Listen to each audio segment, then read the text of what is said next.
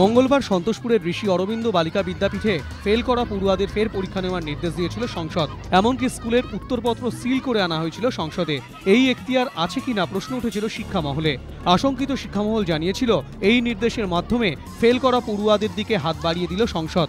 তাহলে কি পড়াশোনা না করে ফেল করে 22 ঘন্টা অবরোধ করলেই পাশ করার একটা সুযোগ করে দেওয়া হবে? এই বিতর্কে ঘনিষ্ঠ মহলে শিক্ষামন্ত্রী জানান, সন্তোষপুরের স্কুলে নতুন করে পরীক্ষার বিরুদ্ধে তিনি। এ ব্যাপারে সিদ্ধান্ত নেওয়ার ভার স্কুলের ওপরই ছেড়ে দিতে বলেন তিনি।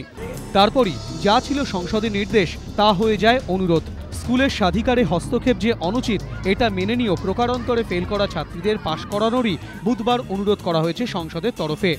সংসদের সভাপতি সন্তোষপুরের ওই স্কুলকে সিদ্ধান্ত পুনর্বিবেচনার অনুরোধ করেছেন। ফেল করা ছাত্রীদের পাশ করানোর বিরুদ্ধে স্কুল এখনও অনড়। সেক্ষেত্রে পড়ুয়াদের স্বার্থে সিদ্ধান্ত পুনর্বিবেচনার অর্থ প্রকারান্তরে ফেল করাদের উৎসাহিত করাই। সন্তোষপুরের ঘটনার পুনরাবৃত্তি লালগোলা, বেহালা, সিঁথির একাধিক স্কুলে দেখা গিয়েছে। এ ব্যাপারে সংসদ সভাপতির বক্তব্য, স্কুল পরামর্শ চাইলে বিকল্প পথের সন্ধান দেবে সংসদ।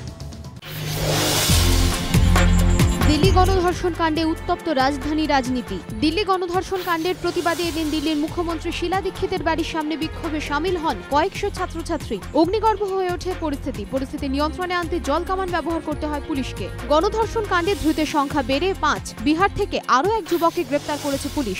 এদিন আদালতে অপরাধ কবুল করেন 2 অভিযুক্ত। এক অভিযুক্ত অনুতপ্ত দাবি করে আদালতের কাছে ফাঁসির সাজা চান। 2 অভিযুক্তের 4 দিনের পুলিশ হেফাজতের নির্দেশ দিয়েছে আদালত। ঘটনায় ধৃত ওই বাস চালকের ভাই 14 দিনের জেল হেফাজত হয়েছে। পুলিশ জানিয়েছেন, বাসের ফরেনসিক পরীক্ষা হয়েছে, সব তথ্য প্রমাণ হাতে এসেছে। দিল্লি ধর্ষণ কাণ্ডের প্রতিবাদে সরব রাজনৈতিক মহল। সংসদের বাইরে ধর্নায় বসে বিজেপি। গলায় প্ল্যাকার্ড ঝুলিয়ে বিক্ষোভ দেখান বিজেপির মহিলা নেত্রীরা।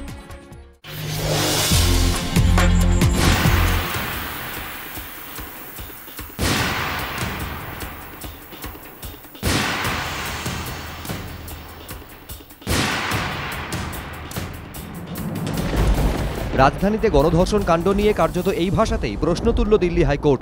বুধবার স্বতঃপ্রণোদিতভাবে পুলিশকে ভর্ৎসনা করে আদালত। পুলিশ প্রশাসনের ভূমিকার তীব্র সমালোচনা করে দিল্লি হাইকোর্ট বলে, জনগণকে নিরাপত্তা দেওয়া রাজ্য ও পুলিশের দায়িত্ব, কিন্তু দিল্লিতে যা ঘটছে তা থেকে বোঝা যায় রাজধানীতে নারীরা সুরক্ষিত নন। মহিলারা রাস্তায় বেরোতে ভয় পাচ্ছেন। কি করছে পুলিশ? এরকম চলতে থাকলে পুলিশের ওপর থেকে সাধারণ মানুষের আস্থা উঠে যাবে।